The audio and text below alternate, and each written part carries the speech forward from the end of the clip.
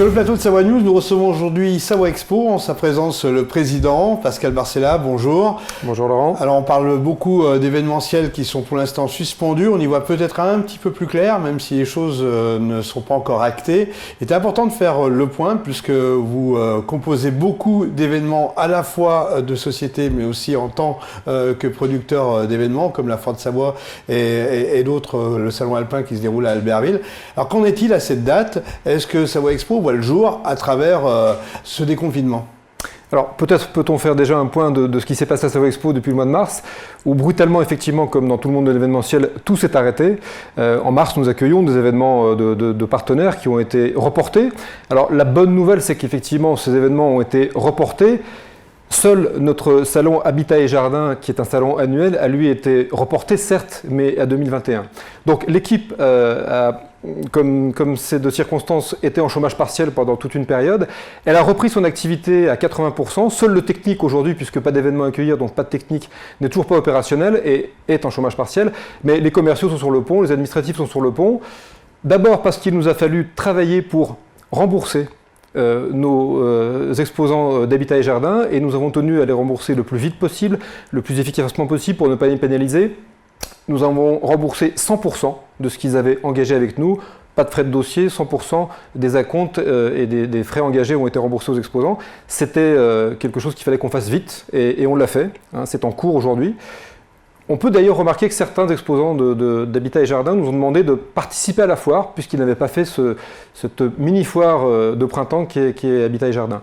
Donc aujourd'hui, nous avons remis en route la machine, avec comme objectif la foire, qui est notre premier événement en septembre, significatif, événement économique majeur de la rentrée traditionnellement, encore plus évident et encore plus sans doute attendu cette année dans le contexte. Alors la foire, c'est un grand rendez-vous, c'est le premier rendez-vous de Savoie en termes de nombre de visiteurs. Comment on va gérer ces distances, ces gestes barrières? Alors on a avec nous Benoît Masson qui est le directeur commercial de Savoie Expo. Benoît, comment ça se passe? Parce que j'imagine qu'il y a des échanges avec les exposants qui sont des habitués pour la majorité. Bonjour Laurent, oui, depuis maintenant 10 jours, on rappelle tout le monde. Et c'est vrai que cette foire qui est notre premier rendez-vous de ce semestre est bien attendue puisque les carnets de commandes de l'ensemble de nos exposants des entreprises savoyardes sont vides aujourd'hui et il y a une grande attente de reprendre des contacts et bien sûr reprendre les affaires comme si c'était normal. Et ces exposants ont envie d'aller à la foire, de s'inscrire déjà, de réserver des mètres carrés. Est-ce qu'ils réservent le même nombre de mètres carrés aussi? Aujourd'hui, il n'y a pas eu d'événement avant et les portes ouvertes qui faisaient habituellement, même les manifestations qu'on pouvait faire ont tout été annulées. Donc le contact avec leur clientèle n'a pas eu lieu et il y a un vrai besoin de renouer avec ces clients et de les revoir. Et c'est vrai qu'il y a une grande attente et on est plutôt à nous demander des espaces beaucoup plus grands qu'il pouvait y avoir avant pour pouvoir tout simplement faire leur business. Et ils attendent que ça maintenant. Alors la question qu'on peut se poser, c'est justement ce que c'est distanciel. Les magasins, les lieux publics ont réouvert depuis quelques jours. Est-ce que à la foire, avec une masse de visiteurs qui est importante, on pourra tenir ce genre d'engagement si ce déconfinement a toujours ses règles du jeu? Alors la foire, en tout cas l'espace consacré à la foire aujourd'hui, c'est 60 000 m². C'est 20 000 m² d'espace couvert, 40 000 m² d'espace extérieur. C'est 11 jours de foire. Donc effectivement, même en recevant 8000 personnes en flux quasi optimal sur la foire, l'espace est large. On a une nouvelle disposition de foire avec un nouveau hall qui va ouvrir ses portes pour la foire. Vous savez qu'on construit un hall supplémentaire qui sera un outil très efficace et très utile pour nous pour se positionner sur des congrès et des manifestations d'un autre type, mais il va être exploité à la fois cette année. Ça nous donne un peu plus de confort encore, à nos exposants bien sûr, mais nos visiteurs. Ça nous permettra de créer de la distanciation, c'est-à-dire de proposer des allées internes de 3 mètres de large minimum. À l'extérieur, on va respecter 6 mètres d'allées de circulation.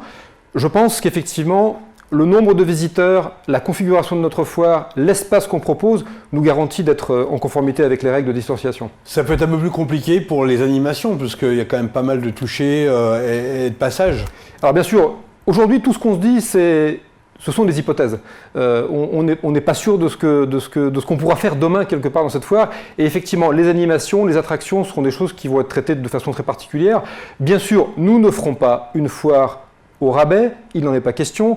Nous adapterons nos animations par nécessité s'il faut le faire. Mais aujourd'hui, nous allons réaliser une foire normale. Alors, vous avez raison, il faudra être prudent, il faudra qu'on soit raisonnable, il faudra qu'on soit en accord avec ce que va nous demander de faire la préfecture et la mairie de Chambéry, puisque nous attendons, et nous sommes dans l'attente de décisions préfectorales. Pour l'instant, nous sommes comme tout le monde, on interprète la situation et on souhaite rebondir et proposer. Benoît l'a très bien dit, nos exposants aujourd'hui sont à l'arrêt commercialement.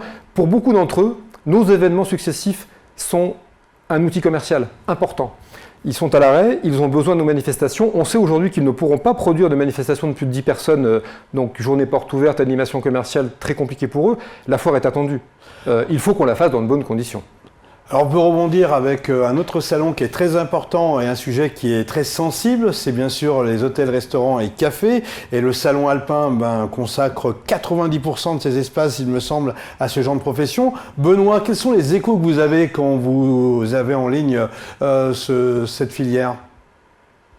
Cette filière est aussi en attente, mais là par contre, déjà le salon a eu lieu fin novembre, du moins début novembre, du 8 au 11 novembre. Mais par contre là il y a beaucoup plus d'incertitudes. On va attendre que l'ouverture des cafés, hôtels, restaurants, c'est-à-dire qui devrait se dérouler aux alentours du 15 juin pour prendre plus la température. Avant c'est compliqué de pouvoir prévenir quelque chose. Très bien. Alors j'imagine qu'au niveau économique, pour Savoie Expo, c'est délicat parce que 2 mois d'arrêt brutal, le temps de relancer la machine, comme vous l'avez dit, Pascal Barcella, on a les reins solides dans l'association ? Alors, oui, on a les reins solides. Effectivement, on a certes engagé un plan d'investissement qui nous couvre un petit peu. Certes, on a financé des investissements. Donc, on est d'abord une entreprise et on a utilisé, comme toutes les entreprises, les dispositions que l'État était capable de nous proposer. Donc, nous avons fait comme tout le monde. Nous avons décalé des prêts. Nous avons sollicité des PGE que nous n'avons pas encore débloqués, mais nous nous sommes mis en situation de protection. Nous avons mis nos équipes en chômage partiel et nous nous sommes comportés comme des chefs d'entreprise responsables. Après, nous avons, vous le savez, une relation très particulière avec Grand Chambéry, son président, ses équipes. Nous sommes en discussion avec eux. Une partie de notre activité est régie par une DSP, une délégation de service public. Donc là, on est très engagé avec Grand Chambéry. Donc nous réfléchissons à des solutions. Ils sont présents à nos côtés, ils sont à notre écoute. Nous travaillons chaque jour sur des simulations et chaque semaine qui avance vers un événement nous rapproche d'une situation qui va se confirmer ou pas. Dernier point, le phare, qui est un lieu de spectacle, de sport, le handball qui a interrompu aussi sa saison, c'est encore une autre complexité, si je puis dire.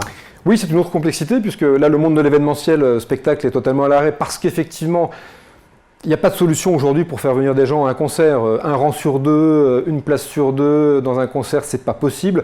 Donc tout a été imaginé, réfléchi. On a beaucoup échangé avec la société qui organise les spectacles pour nous au phare. Vous savez qu'on a un subdélégataire, un sous-traitant qui gère le phare pour la partie spectacle et la partie sportive.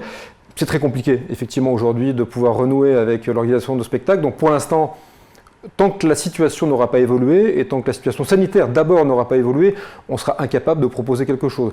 Donc là, pour l'instant, pas de prévision particulière sur le phare. On espère pouvoir très vite, si la situation sanitaire le permet, rétablir les concerts et autres manifestations qu'on attend. Vous pensez que fin juin, on y verra plus clair ? Je pense que la situation sanitaire va nous permettre d'y voir plus clair. Donc quand sera-t-elle considérée comme définitivement positive ? Je crois qu'on ne peut pas y répondre. Aujourd'hui, on est dans une période d'incertitude totale. Les experts, les scientifiques, les économistes n'ont pas de certitude. Je ne peux pas me permettre de dire que j'en ai. Ce serait très prétentieux, Laurent. Pascal Barcella, merci. Merci Benoît Masson, qui était en direct de Savoie Expo et qui travaille au quotidien, comme toute l'équipe que l'on salue bien sûr, puisque nous sommes partenaires.